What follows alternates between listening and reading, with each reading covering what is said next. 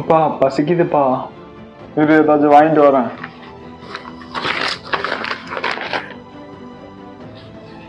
இந்த பிரியாணி இருக்கு, சாப்பிடு. நல்லா ருசிச்சு சாப்பிட கிடைச்சது. அத நினைச்சு தாமனோ உலகம் முழுவதும் பருக்குது. அப்பா உங்களுக்கு? எனக்கெல்லாம் வேணாம்டா, நீ சாப்பிடுறா. சாப்பிட்டியா? சரி போ, போய் கொஞ்ச நேரம் படுத்தவங்க போ.